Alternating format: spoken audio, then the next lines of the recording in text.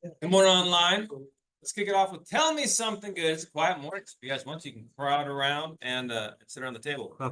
Tell me something good. Yeah, we don't even need to do that. They're listening. They're listening today. No clapping. So tell me something good. I know Haley has something she wants to share. Yeah, I got a referral from the HVAC guy, actually. Wow. So I'm talking to down in Sacramento on Thursday. I'm gonna go look at it next week, but recording in progress. New HVAC unit, new electrical, but it's in a small area, we get a location. So look at that next week. Go to the details. Gotta love referrals. Yeah, round of applause, Miss Haley. All right, and Steve Dennison, you have a tell me something good. Done a new deal on escrow, so. Boom, there we go. Round of applause for Steve. And then Joey, what do you got going I on? just took 2 listings in Modesto for investors. In Modesto. There you go, Road Warrior. Yeah, hey. 2 listings. I dropped Modesto too. All right, Clark, what do you got? First listing sold in 8 days, 60,000 over asking price. Well, there you go. And then we just onboarded, well, fully on, she did her joint app, a new independent broker and Dave Mason. Wow. Deborah Rose Miller, very sharp lady. Independent broker coming over to EXP. Yep. That's it to celebrate. Round of applause, Clark. And then last but certainly not least, Miss Regina, what do you have? Yeah.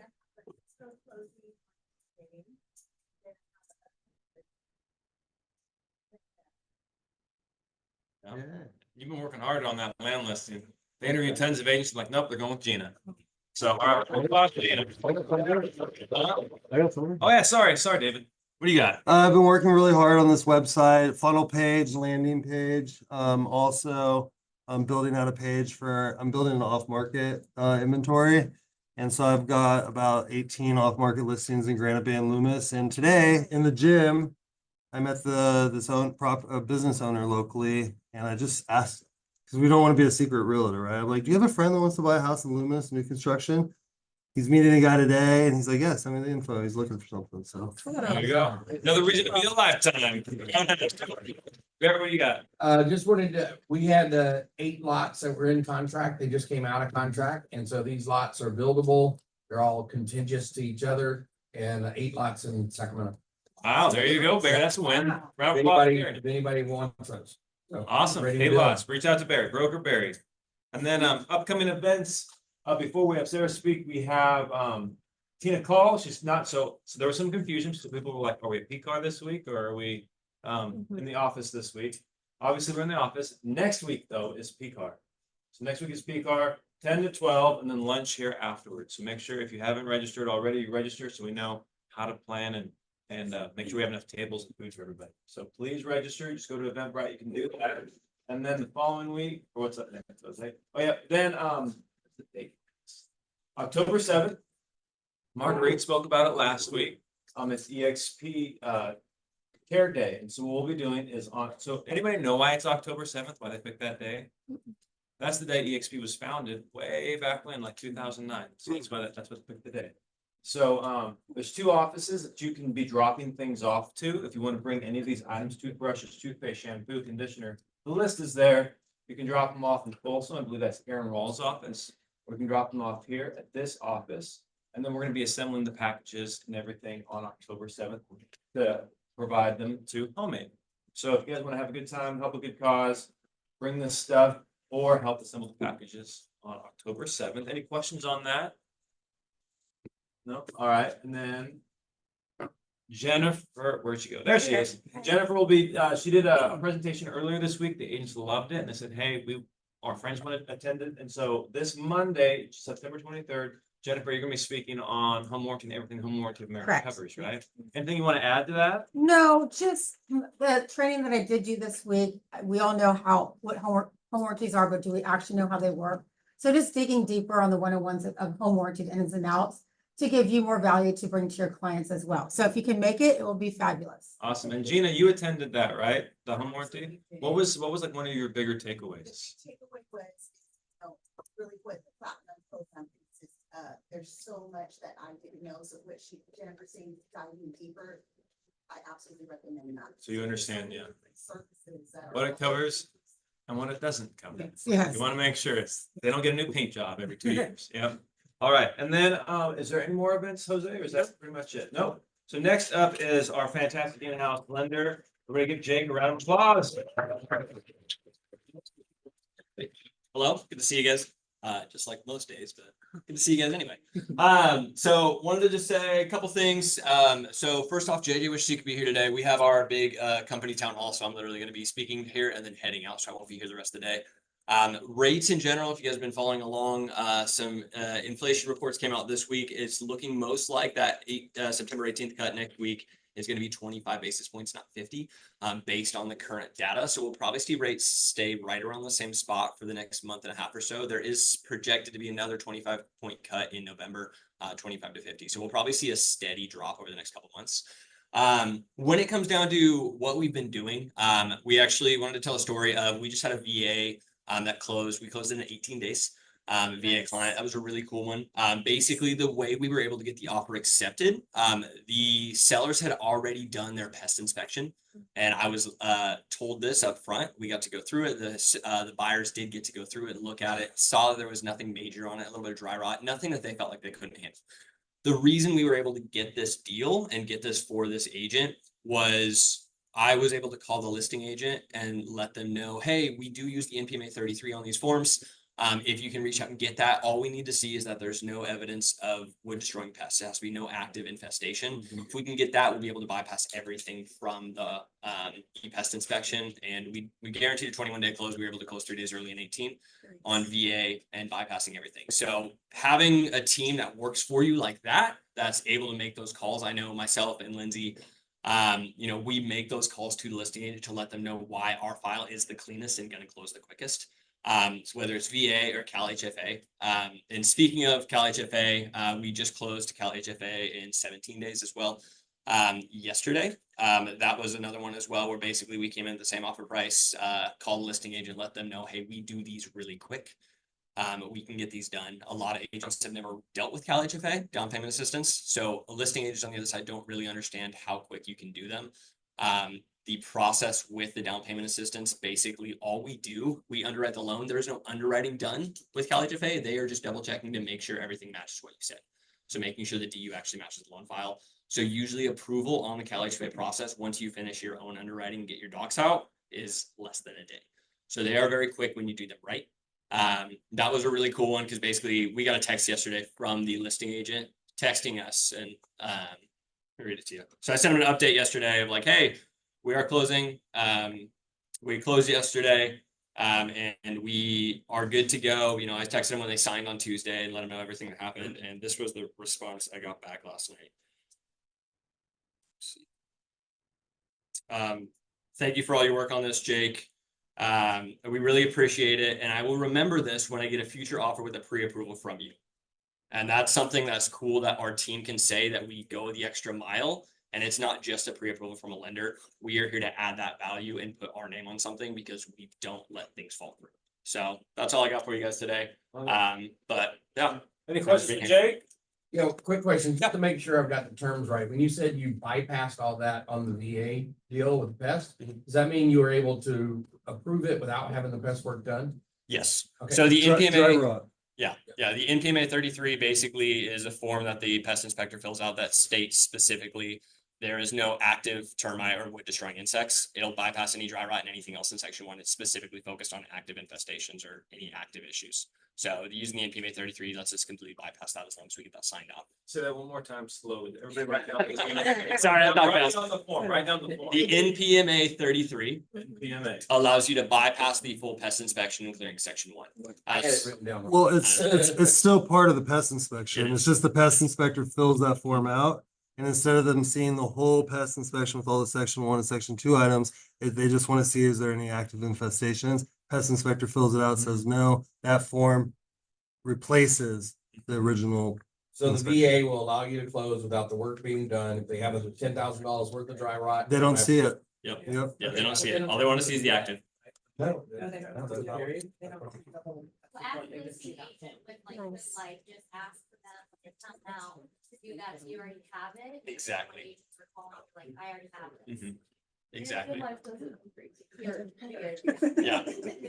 So yeah, good form to have, especially when putting in offers with VA buyers or as a listing agent, if you're getting VA offers. Understand that most lenders can use that form to get around it. Not everybody knows that. So it's definitely a good option to get around the full pest inspection needing to be done if your clients are okay with it. And that's always make sure we clarify. So that allows them to loan on the property, but make sure, just, this is the broker and me coming out. Make sure your client knows about the dry run. Make sure you're not hiding that from them. That's a totally different conversation. What we're doing is the lender's just making sure there's not an active infestation. But your client knows that there might be work that needs to be done on that deck, on the eaves, on the siding. So Well- please just make We can sure. still negotiate that through the inspection period. Exactly. Yeah. Correct. It's just credit. Correct, but just so you're clear. Right. I just want to add to that. I think VA loans, I mean, there are veterans, right? And then VA loans are just super underlooked at in our industry, which is a shame. So this is a good way to help veterans get into properties. Absolutely. And then one other thing that you didn't mention is you guys rolling out a new refi program. And so did you know about this? Yeah, free. All right. I found out about this before you did. So what they're doing over at APM, they're probably announcing it today. Yeah, I'm missing the branch meeting, You so might be there's a good missing chance. Yeah, so what they're doing is they're gonna have the most competitive refinance rates in the area, better than banks, better than brokers. And so what that means for you, like, you're like, okay, that's great. How does that help me? How does that help me buy or sell a house with somebody? What you can do is all your buyer clients, reach out to them and let them know, well, this is refinance. But reach out and let them know, hey, rates have come down. And then for all of your seller clients, raise your hand if you've gotten the objection or the thing. No, like if you're at an open house, or if you're calling expires, or if you're calling through a list or an inquiry. No, I love my house. I'm going to die in my house. Raise your hand if you've gotten that, okay? I see a few hands. Some people have made a decent number of Super calls. awesome. Right? I was like, well, how do you respond to that? Like, I don't want you to die, like, please live forever. When will that be? I'm gonna. Yeah, what's Set a the insurance reminder. actuary chart say? How many months you got? So what you can say now and say, hey, totally fine. We know our job, if you want to stay in that house for the rest of your life, we're happy to help with that. By the way, what's your interest rate? Because now, for example, I was calling through a lady in Sun City. She can't afford a mortgage. She's wanting to potentially sell simply because, and do a short sale because she can't afford a mortgage. She bought in 2021 and the rates have not come down enough for her. Like we always said, what were we saying in 2021? Date the rate, marry the house. Well, man, she wants a freaking divorce from the house and she can't get out. And so what she's able to now do is I connected her with JJ just this morning. With this new payment, you can save her up to $900, or this new refinance, you can save her up to $900 a month. Game changer for her life. Okay. So when you're calling through and you're following up with sellers who are maybe on the fence or maybe don't want to sell, what do you think they're going to say to their friends and family? And you help to save their house. Good You point. save them $500, $600, $900 a month. Yeah. Okay. So just that's another thing that they do. So Great. yeah, refinances. He knows all about it. He knows all about it. I heard about it, but I didn't know we rolled it out yet. There you go, man. All right, round of applause for Jake. Appreciate it. All right. Thanks, guys. And then speaking of, interest rates and debt and things like that, have you guys seen in the news that credit cards are I'm looking at a financial advisor over here. And credit cards are at their highest balances since I think it cleared $1 trillion Wow. in history. Not only are at the highest balances, but they're also at the highest interest rates that they've been in a long time, possibly ever. And so with that, that's obviously impacting potential buyers' credit scores. So here to talk to us today about how to help us with that, help our clients get pre-approved with Jake or whoever your lender is. We have Sarah Perkins with Blue Water. So everybody, please welcome Sarah to the front of the room. Perfect. Whoops. Is there anywhere specific I should stand to get the camera? Right there? there's perfect. In between the. All right. Well, hi, guys. Yes, I'm Sarah Perkins. I'm with Blue Water Credit, and I'm here today to just kind of share some kind of basic knowledge with credit to better equip you guys, not to be, the credit experts, but to kind of guide your buyers in the right direction. You guys are usually going to be talking to them first before a lender, or maybe it goes the other way around, but I want to just be able to give you guys some good tips, how to understand the difference between the different scoring models and the new scoring models that are going to be coming out next year, what kind of impact that's going to change with clients and how they use their credit and how We actually, as a company with Blue Water Credit, change how we dispute the accounts. So hopefully you guys have heard of us. Let's see there. We're here located in Roseville. We've been around since 2008. You've probably seen Jeff or Natalie at some of your guys' events. They started the company just because Jeff, honestly, if you've heard a story, he couldn't go in and get his own bank account because his checking or his credit was so bad. So he started working on his own, started helping friends and family, and then it kind of just rolled into a business. Here's a little snapshot of our team. Kara used to be with me on our team, but I've been actually in the debt and credit space for almost 25 years now. I work for a collection agency, a debt buyer, so I know the whole process on the collection side, and then I transitioned over into debt negotiations for Jeff. So I've been doing that for the last 8 years, where I help the clients negotiate with their creditors and pay off. And then we have a team of case managers and credit advisors that help with the disputes. I like to let, yeah, our dogs, they are interns. I like to let everybody know, Blue Water Credit, we are the only accredited credit repair company in Northern California with the BBB. We have an A+ rating. We have hundreds of 5 stars reviews on Google, Yelp, and Facebook. And also we know that there's a lot of players out in the game. Everybody thinks they're a credit expert on like TikTok, Instagram. I see reels all the time. But I want to let you guys know that 99% of the people out there are operating illegally. So to be compliant in a credit repair business, you have to be licensed with the DOJ. We have to be bonded, insured. There's certain rules that go with how we charge our rate. So obviously, I would hope that you guys choose us for your credit repair clients. But if not, just do your research on who you send them to, because you guys are putting your name on that referral. And so you want to make sure that they're getting the best experience. You're not getting someone who's just gonna dispute everything as fraud, and then all of a sudden you get to the closing and everything starts popping back up again, or that they charge them an exorbitant amount of fees, get their credit looking clean, and then next thing you know, they're still getting sued on debts that they were told that they didn't have to pay off. So I see it happen time and time again. So just make sure you do your research on who you choose. So I like to start with, like, do people actually really need help with their credit, and why they would want to use a professional as opposed to doing it themselves? I know Credit Karma and a lot of those apps make it really simple to be like, oh, I don't recognize this account, let me dispute it. And you just kind of click a couple things, it's fraud, I don't recognize the balance, and really why that doesn't work in their favor. So we know, first of all, most Americans have some type of error on their credit report. The problem is these errors can be super hard to identify. That's what our case managers are very good at. Did you know that you can't make a payment of $0? And you see that on credit reports listed a lot. What was the last payment amount? $0. That's technically an error that we can then dispute and get a possible negative account off, or having a credit limit on a closed account. Those are kind of errors that people don't really even think about, that we know as case managers are not supposed to be listed that way. And that's how we get these accounts removed on technicalities. And we know the statutes and how to actually dispute them. Clients that try to do it on their own, after multiple unsuccessful attempts at disputing an account, the bureaus actually stop looking at your dispute. So if you try to dispute and then it doesn't go through, dispute again, and then you decide to come to us after 5 tries because it's still on there, you've kind of exhausted all your lives. They probably look at about 5 to 6 disputes. And after that, the bureaus just say, sorry, we've already proven that this account is valid, and we're not going to even look at your dispute anymore. So you want to make sure if you're doing it the right way, so you're not exhausting all your efforts there. It's also super confusing on how to build a healthy credit profile, and I'm going to go over that later. So a credit score is based on several different factors. At Blue Water Credit, we deal with all the factors. Although the disputing process and getting the derogatory accounts removed are by far the best way that we can get a credit score up, we also know that, you know, paying off certain cards, getting a good mix of credit, making sure that people aren't applying for new credit when they don't need to, or getting added as an authorized user. So our case managers are counseling them while they're in the program on things that they should be doing while we're working on the disputes. So then that way we can maximize their score and get it up as quickly as possible.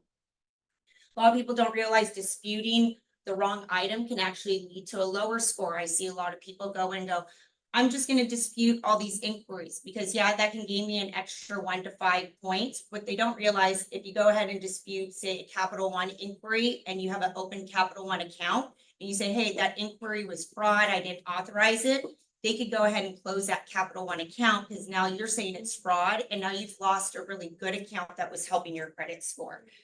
Account or card? The card, yeah, The card. the card, and then the account on your credit You report. have to set up all your, Yeah, so auto payments, now yeah. you thought, oh, I'm gonna gain maybe 1 to 5 points by getting that inquiry off, but now you lost the account that you've had for 15 years that had all this great, payment history on it, low utilization, so, and essentially you could lose like 50 points by having that card removed off of your credit. And then looking at the wrong scoring models or versions, so most consumers are not gonna see the score that lenders use, which is right now the FICO model 5, 4, and 2. Most of the time, they're gonna be looking at a FICO 8 version, which is the most widely available scoring version, but it's not used in really any lending decisions, or they're looking at a Vantage score, which is not a score right now that's being used in the lending industry, at least for mortgages. Yeah. So talking about like the big players in the credit game, so I get a lot of people again that go, well, I looked up my score on Credit Karma, my bank sent it to me, I'm in a 700, I'm good to go, let's go house shopping, and then you start shopping for a house for them, and then you have the lender actually pull their credit, and then it's like 100 points less, and then they don't even qualify. And most of the time, like I said, is they're either looking at a Vantage score or a different FICO version. So Vantage score is the one that's used by Credit Karma, Credit Sesame, Credit Wise. But like I said, FICO is still used in 90% of lending decisions. And the big difference between the two is FICO was developed by the Fair Isaac Corporation. It's been around for a really long time. Vantage is the 3 bureaus got together and decided to make their own scoring model to compete with FICO. So Experian, TransUnion, and Equifax got together to make this Vantage score. They essentially look at the same kind of information you could see here through these pie charts. They're looking at payment history, they're looking at their utilization, they're looking at their mix of credit, but they are assigning different values to those categories. So you can see here, payment history is 40% of a Vantage score, where it's 35% in a FICO score, or utilization is 30% for FICO, where it's only 20% for a Vantage. So that can sway a score as much as 100 points. If someone is super maxed out on their cards, it's going to hurt them more with a FICO score than a Vantage score, if that makes sense. And that's probably one of the biggest things that people are dealing with right now is high utilization on credit cards. what's mixed credit? Is that different cards? So that's having revolving debt, that's having installment loans, like an auto loan, educational loan, personal loan, and then having like a mortgage. So that's having a different mix of That credit. goes against your score if you have too much of a mix. No, so they want to see a mix of credit, but then the value that they put on that. So like the 15. Vantage score puts a large weight on having a good mix of credit, where it's maybe not as important in the FICO scoring model. And I'll go over kind of what the ideal is for each kind of card that you want. The similarities, they both have a score range from 300 to 850, so it can look very deceiving because they do use kind of the same scoring range there. Some of the biggest differences though, like Vantage gives you a 15-day window for rate shopping, where FICO is usually 30 to 45 days. It's 30 for mortgages, 45 days for other kind of loans. Vantage score, you only need 1 month of credit history to develop a score. FICO, you need 6 months. So you'll see people go, you'll run their credit, the lender will run and say, you don't have a credit score. They're brand new to the credit world and they're like, well, I have a score on Vantage, that doesn't make sense. Well, it's because Vantage, you only need 1 month of history to create a score. So that's why people that are just getting into the credit world, we have different tips that they can do to get that 6 months of credit history faster. Or why if you stop using credit and your credit goes dormant for 6 months, you can actually lose your credit score. You can have one and then it can disappear.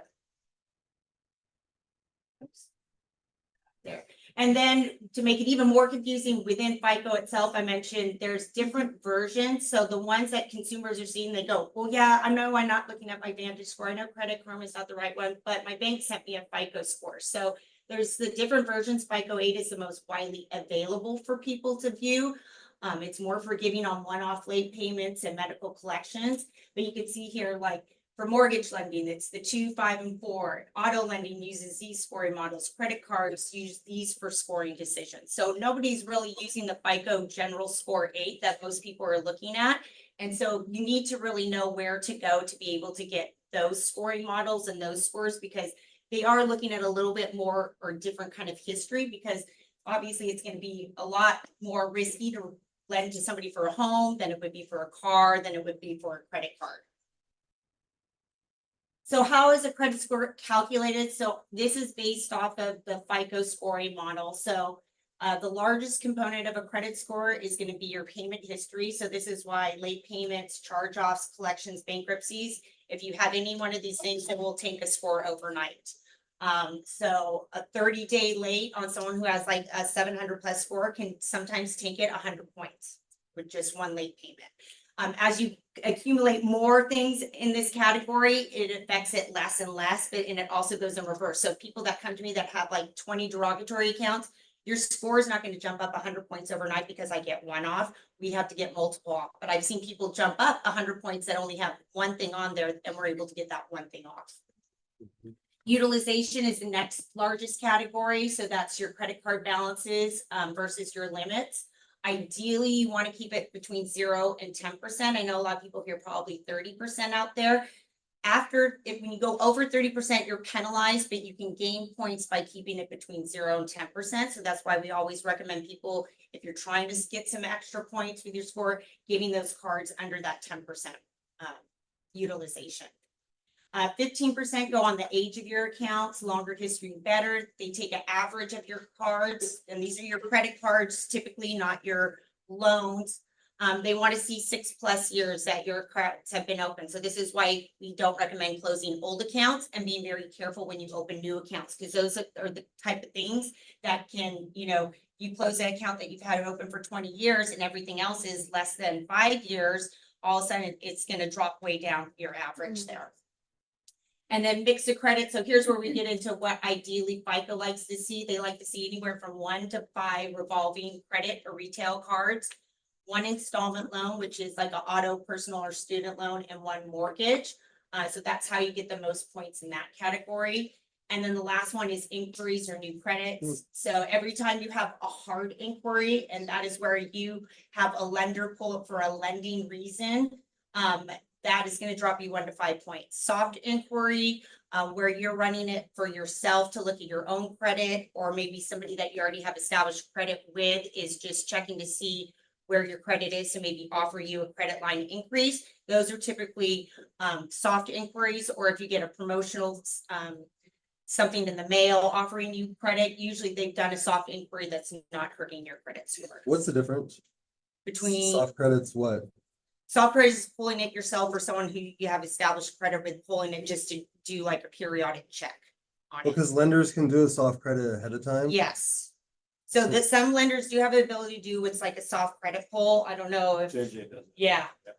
But they have to eventually do like a hard one that, Yeah, and yeah. they did only with 1 bureau, I think, too. I can't remember if it's 1 bureau or all 3 bureaus that they get. I don't know So, how many bureaus, but they can do it. So if your clients are saying, hey, I don't want I'm to. not sure, I just want to begin the process, I don't want to ding my credit, I'm nervous about that, totally fine. We'll do a soft credit pull. Yeah. Does not impact their credit score at all. So, that way they have a better idea of what they can actually qualify for. Yeah. Then, once they get further down the road and everything checks out, then they'll do a hard credit pull, but you can get some multiple hard credit pulls, right, pulled within that first 30-day period. yeah, If you're applying for a mortgage. and loan. it just counts as 1 ding. Yeah, instead of so, multiple so, dings. so if your buyers are worried, hey, I don't want to ding my credit, it's not gonna ding their credit, just let them, that's Yeah. a soft pull, that's the term you would use. Yeah, And it's only 1 to 5 points for a hard credit pull. yes. I mean, that's really nothing, right? And It's don't, really nothing, but people And- freak out about it. Yeah, and And- then some people, if they're on the edge of like getting a The certain ca- interest rate, yeah. that's where you run into problems, so. Right. Good stuff. So if you have a client that does not have a lender that can do a soft pull, or they're really nervous about having anybody pull their credit, we do give some resources of where they can go based on what they're looking for. Number 1 would be annualcreditreport.com. If you're just trying to look at what is on your credit and you're not very concerned with the score because it will not give you a score, you can actually pull a free credit report every single week from annualcreditreport.com. They've changed that during COVID. It used to be once a year, but now you can pull it once a week. So this is really good if you're just trying to stay on top of your credit. I recommend it for anybody who's thinking about having a purchase in the near future, just kind of see what's out there. I also recommend it if you have kids. If you have any kids that are at least 14 years old, they can have stuff show up on the credit report if you've added them as an authorized user. And if they're under 14, they shouldn't have anything at all. So I recommend this just because in case somebody's used their social security number, you're kind of getting ahead of the game. I've talked to a lot of foster youth, and unfortunately, this is a big problem with the foster youth where, you know, their parents or whoever they're staying with have used their credit. So go home and just play around on annualcreditreport.com and periodically check there. Can I ask a question? Sorry. So I've seen it many times. Wife has great credit, husband doesn't have any credit. Mhm. If she adds him to the Yep, credit I'll card. get to that. Yeah, I have Okay, that sorry. with that with authorized user. Identity IQ is a good site that we use that pulls a nice, real clean 3 bureau credit report where you can monitor your credit. Unfortunately, it's a Vantage score, but it's I think about $19 a month. But it's a good site to be able to monitor what's going on with your credit if you don't have a big purchase coming up soon. But if they are really concerned where they sit with all their FICO scores, you can go to myfico.com. It will pull every single one of those FICO versions and give you a score. So if you want to know where your auto score is or where your mortgage score is, you can purchase the report. I think it's $59 on myfico.com, and it will give you every single version out there. And again, it's a soft pull. You pulled it yourself. And so you don't need a lender to pull it if you're not working with somebody yet. And then we have our clients do this a lot if they don't want to have their lender re-pull it, so we can see where they're at credit score wise. So now getting into just some news and tips. Oh, that kind of moved around, but I don't know if you guys heard that there are some new scoring models that are in the pipeline. I've talked about FICO, I've talked a little bit about Vantage. Right now, FICO is the main player, but they pushed it back a couple times, but it's the fall quarter of 2025. They are moving in the direction of using a FICO 10T score and a Vantage 4.0 score. So we're going to be having two different scoring models that are going to be adopted into the lending world. And what that means here, the biggest difference is credit score is no longer going to be a snapshot, but a story. So both of these credit scoring models are going to be very heavily weighted on trending data. So right now, when you pull a credit report, you're giving a score based on how your credit looks that day. What is your utilization that day? How many delinquent accounts do you have that day? What cards do you have that day? This is going to look at your behavior for like the last 24 months. So if you just paid everything off down to a low utilization, but before that, for the last 18 months, you've been maxed out on your credit cards, you're going to get penalized for that. So now we got to start teaching our clients that it's not going to be an overnight fix necessarily anymore, where you just pay your credit cards off. We run a new credit report and your credit score goes right back up. They are going to be looking at the behavior for the last 2 years. So now people that have been responsible with the credit, and you see a pattern of people paying their credit cards down over the last 2 years, are actually going to earn points for something like that. So like I said, paying down credit cards overnight might not have as big of an impact. They're talking about one of the things that people will do right now is move revolving credit card debt into a personal loan, because we know if you move it into a personal loan, you're not penalized for utilization because they don't use installment loans when calculating utilization. Well, in the new scoring models, they may recognize that as you just moved the debt over. So you're not going to be able to use that trick anymore. So it's, again, being rewarded for people actually paying their debt down responsibly. Credit scores are going to be available sooner for those new to credit. So that Vantage 4.0 is now going to have a credit score after a month. So people that used to have to sit there and wait for 6 months to have a FICO score, the lender can now opt to use the Vantage score. And so you can get more people that are entering into the realm of being able to buy a home sooner, which can be great. Consumers will be able to build credit by adding rent and utilities. So you can do that now, but it's not really recognized by all the scoring models out there. But with the Vantage score that we're moving towards, people are going to get credit for that. So, I hear clients all the time like, well, I don't want to use credit. I paid everything off. I'm trying to be financially responsible, But right now, it's a game. You still gotta use credit if you want a good credit score. You gotta learn how to pay things off. Well, this is gonna be for those people that, don't use the traditional credit, but are paying things on time, like their rent and utilities. Okay, Ramsey would be happy. Yes. And then all that means for you guys is hopefully this just means more consumers are gonna be eligible for home loans. So hopefully we're gonna add, to the pool of people that maybe haven't been able to buy in the past that are now gonna be able to enter into the buying world with the adoption of these two new scoring models. I have a question. Yeah. So you're saying this is gonna come in 2025, so how often is it gonna be used as opposed to FICOs, just regular FICOs? I think that's what It's is going gonna to be. replace it? Mhm. It's gonna replace it. So, and right now I know the newest news that came out with it is what they're doing is they took loans, I think going back all the way to 2013. Mm. And they are applying the new scores wow. to them to kind of make sure to see how they compare, because that's been the biggest thing is like, are these gonna be good indicators? Are, we gonna see more default on loans, or is this gonna be a better, they're hoping it's gonna be a better prediction of people being able to repay their loans. So that's what they're kind of looking at right now. So is this a federal? Is this conditioned federally? Like, how does this go? Who decides what classification is being used or which one is being used? Is that a federal thing?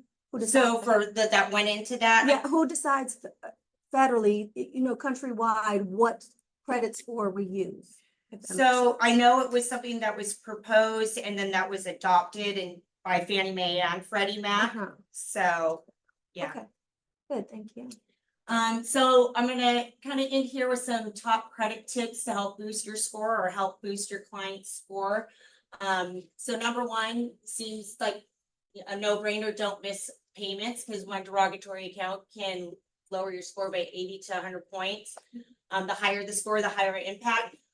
But what people don't realize is a lot of times I see people fall into this category because they are no longer using a card. It gets hit with the annual fee and they don't have it set up on auto payment. Mm-hmm, that's true. So they like to go, hey, it's been paid off. But then like I have certain cards, 59 bucks.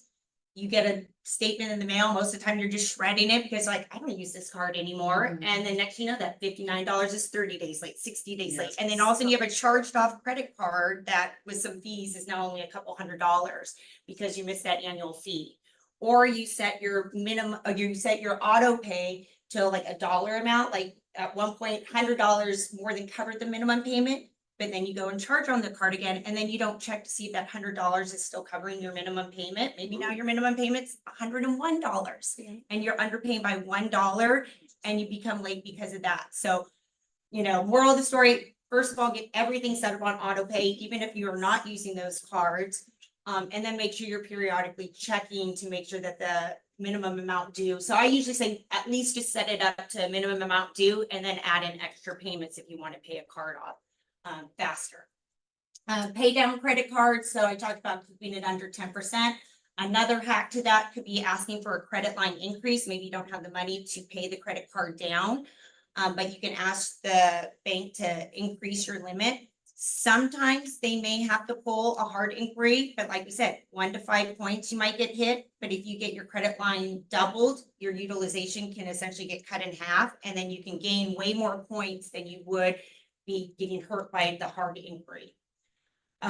What people also don't realize is the balance that is on your statement when you get your credit card statement, that is the balance that gets reported to the bureaus. So I always tell the story, my dad uses his credit card for business. He racks thousands of dollars up on it every month and then pays it off once he gets the statement. And he goes, Sarah, I don't understand, why is my credit score kind of low? That says my utilization's really high. Well, he's paying it after the statements come out. So he's never really getting that credit for paying the credit card off. So if you're looking to right now, at least to somewhat trick the system, go on before your statement comes out and pay it off like a week early. Or make multiple payments throughout the month, so by the time the statement comes out, the balance is lower. So those are kind of like hacks right now. Again, I don't know how well this might work in the future when we move to the new scoring models. But this is a good way if your clients, are needing to gain some extra points, make sure they're paying these balances off early. you know, a trick I kind of use is I pay like a month ahead. Yeah, So if you pay a month ahead, you're always. Yeah.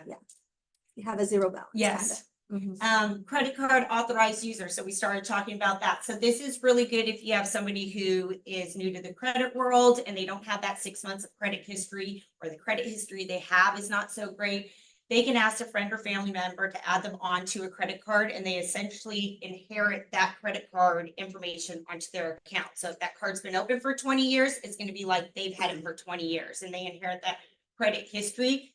So not only are they helping with payment history, it can help them with their utilization. So maybe their other cards are maxed out, but this card has a low utilization, when averages out utilization, it can help them with the average length that they've had that credit card, and maybe give them a good mix of credit. But in the same aspect, if they start missing payments on that card, or if they max the card out, it's gonna hurt you just like it's your card. So you need to be cautious of what you get added to, and check that they're using it responsibly, and maybe have us remove it if it's hurting your credit.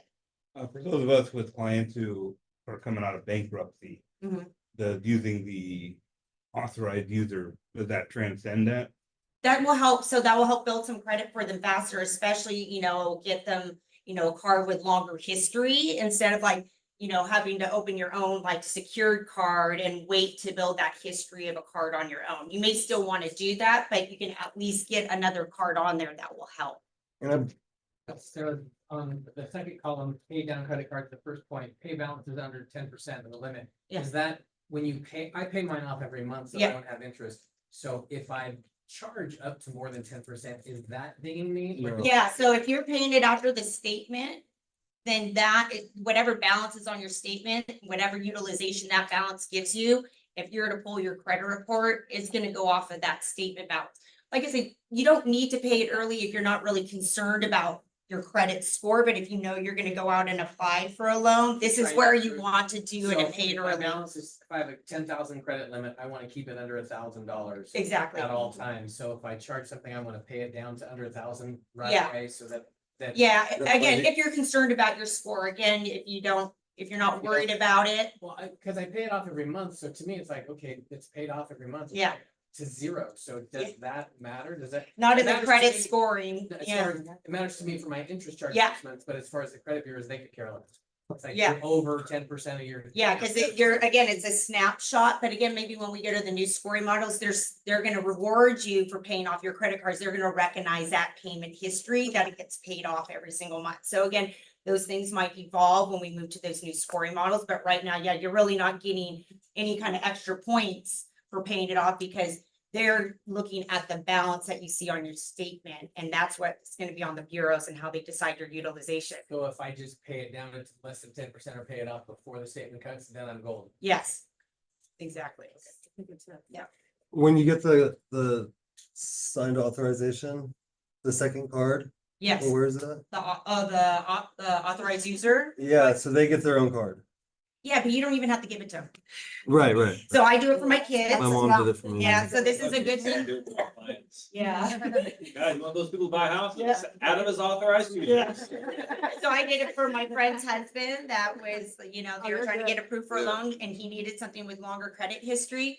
There are places and people out there that will go, I have a broker that can get you onto somebody's car where they don't even know. That's completely illegal to do that. So if someone kind of approaches you with that, you're not supposed to add them unless, that is a friend or family member of yours, but, the. I gotta take you off.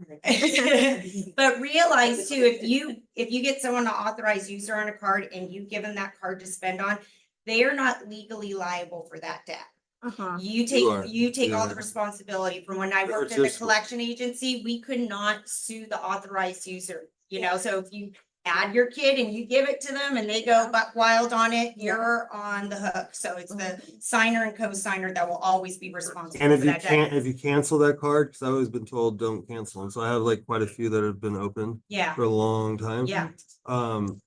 If you cancel that one, does it hurt you? Yeah, because if you're losing that, it's maybe affect your average that you've had the accounts open. So Well, if you have let's- a card that's open 20+ years, that looks let's- amazing to fight. So let's say you have a card that you've spent like 500 grand on over the many years, Mhm.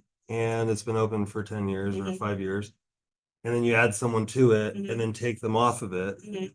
and you still keep your card. Yeah, that's fine. That's fine. Yeah, they just won't get the credit for it But anymore. does that hurt that person? No. Oh, Oh, yeah. yeah. Yeah, well, it depends on what they've been doing in the meantime. If So they go maybe get a they've new already one. built up their credit where they don't need that anymore.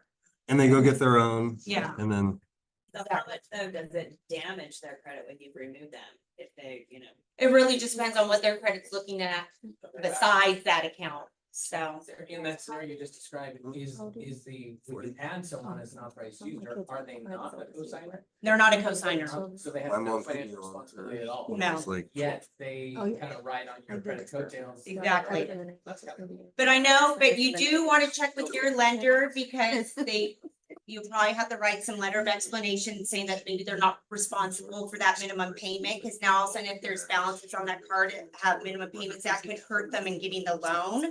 Because that might put them over the debt to income ratio that they need to qualify for the loan. So I say always talk to your lender about how if they count authorized users and if there's balances, if that's gonna go against them. Yeah. You guys understand the difference, like, for example, in Dollar in my business, we have authorized users for certain accounts, like employees. Like, we're not trying to game the system, but that's why we're on the hook and they're not on the hook. But they're an authorized user. But they're an authorized user. for the card. Yeah. The other, not everybody's gonna have someone that can add them as an authorized user, so the other option is opening account. So at Blue Water Credit, we do have links to some secured credit cards if they don't have any open credit cards with usually like about a 99% approval rate. You don't have to go out and get like a $5,000 secured card. Get a $250 one and then what if they can't get that? if they should be, you have to put the money down though. So Oh, that's. is it prepaid? Yeah, so it's secured by the 250, so people get confused. So you're securing it with the 250, you still have to make a monthly payment. Some people think, oh, I go spend on it, I put 250 down, it's just gonna draw from that 250 and then they end up getting a late payment because they thought that. You still make a payment like a regular credit card. That 250 is just securing in case they ever don't pay on it. So it's not like a debit card where. No. But you don't get the money back either, so the You 250 can sometimes stays. get it back after a year or so, so if you've established a good credit history with them, they can move it to an unsecured card and then refund you what you put the deposit down for. it's basically, so it's like $250 that you're paying the bank. To get credit. For them to get. Yeah. Yeah, to secure. Right, but Yeah. once you establish credit, you should get it back, right? Yes, yeah, all of them have different kind of rules that go along with it, so I would check with that specific card. Well, some banks are like, when you paid us. Yeah. to Allow you to build. Yeah, That's basically. for that service, for them to take the risk or something, because they could overspend on it and have extra fees that go over the 250 essentially too. The other option is something called a credit builder loan. So this is really good for people that don't have installment loans. Like they don't have a car loan or educational loan, and we're trying to get them a mix of credit. A lot of credit unions will offer it. We do have a link for it, but essentially it's a savings account that you pay into. It's usually a minimum of $15 a month, but it populates on your credit report and it makes it look like a loan. And then after a year, then you get that money back is what happens. So like I said, a lot of credit unions offer something like that. And then obviously you can have people start add rent and utilities to the credit. Right now, again, it's not recognized in the mortgage scoring model, but it will eventually, and it could help them maybe get credit cards or auto loans. But there's sometimes usually a fee that is related to getting those kind of trade lines added on your credit report. And then last but not least, don't close old accounts. Keep them open, make sure you're using them every 3 to 6 months because they can just close them for inactivity. I had one happen the other day. I haven't used my PayPal credit card for a while.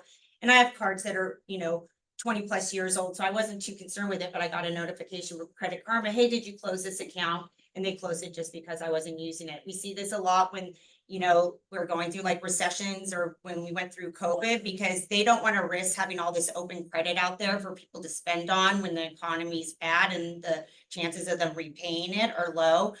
So that's why you want to make sure use them every 3 to 6 months. If you don't use them after 6 months, they're inactive. And if that was what was driving your credit score, and again, your credit score can end up disappearing. Being cautious on paying off auto or student loans. We get this all the time where people go, I'm going to pay off my car loan and my credit score should skyrocket because of that, because I paid off this loan. Well, now all of a sudden you got rid of your one installment loan that was active on your credit report. So again, talk with your lender, because maybe the lender is requiring that loan to be paid off, because you can't qualify otherwise because of the payment. But in most cases, if you don't have another installment loan, you will see a drop in your credit when you pay off those type of loans. So then you would open a, Maybe a credit credit builder builder loan, then? yeah. Hope I'm not so good in here, but how many different credit cards should somebody have? Probably 1 to 5. Yeah, ideally. Yeah. And then lastly, just I want a little plug for Blue Water Credit and what we do. So if you guys are thinking about clients that you have, or maybe even yourself, I just wanted to go over quickly what our services have. So our main bread and butter is doing credit repair and coaching, where you have dedicated case managers that work with the clients. They're going to be doing the disputing for your clients. They're going to coach them on ways to maximize their score. I do debt negotiations. So sometimes part of the credit repair process is negotiating debts, or sometimes we just have people that want to come and use us for just debt negotiations. What I bring to the table is I have contacts with almost every single bank. I know what collection agencies will do a deletion along with that settlement, who will give me a deletion letter that you can give to your lender to do rapid rescores. you work closely with the IRS? We don't do anything with IRS, unfortunately. So mainly credit cards and personal loans. We also have attorney-backed consumer advocacy. So we partnered with some attorneys the last 2 years. They've been able to secure over $300,000 in compensation for our clients. And this came at no cost to our clients. So they are looking for credit reporting violations, and they are suing or sending letters to the creditors, and they have been able to successfully get accounts deleted from their credit report, the debts waived, and even cash back into our client's pocket. I think we had one recently that got $20,000 for multiple credit reporting violations, and they charge their fees to the creditor. So again, it costs our clients nothing, and then they're walking away with possibly a down payment for a home too. So we identify the kind of accounts that qualify for that program when they do a risk-free consultation with us. And then we also have debt management services that we can recommend for people that are just struggling with credit card debt and trying to avoid bankruptcy, whether it be through credit counseling or a specific debt management program. So we're kind of trying to be a one-stop shop for anybody that has credit or debt issues. If we can't help them, we can at least refer them to somebody that we know is trusted in the industry that should be able to help them. So again, I know it's a ton of information. I saw a lot of people taking pictures, and I always forget to say this at the beginning. I can get the slideshow over to you in a PDF form. You can put it into a PDF form that we can make available for everybody. If you're not in Blue Water's credit system, our database, shoot me an email or a text. I'll put you in our database. We try to send out free marketing materials. There's things I can co-brand with your picture and your contact information. We do, Zoom trainings every quarter. We try to do things that are consumer-based training, so you can invite your database. We just try to give you new ways to be able to interact with the people in your system, and everybody always eats up credit and debt stuff. So when you start talking to them about that, they love getting those kind of emails of, tips to boost your credit score 50 points in 30 days kind of thing. Those catch people's attentions. We try to help with social media posting. So again, shoot me an email or a text, or visit our website for a bunch of free resources as well too. All right, thank you. So credit is not exactly the most riveting topic, but I think that was probably the best I've ever heard. So thank you. Thank you so much. All right, guys. Well, that's all we had for today. We will see you. Well, you got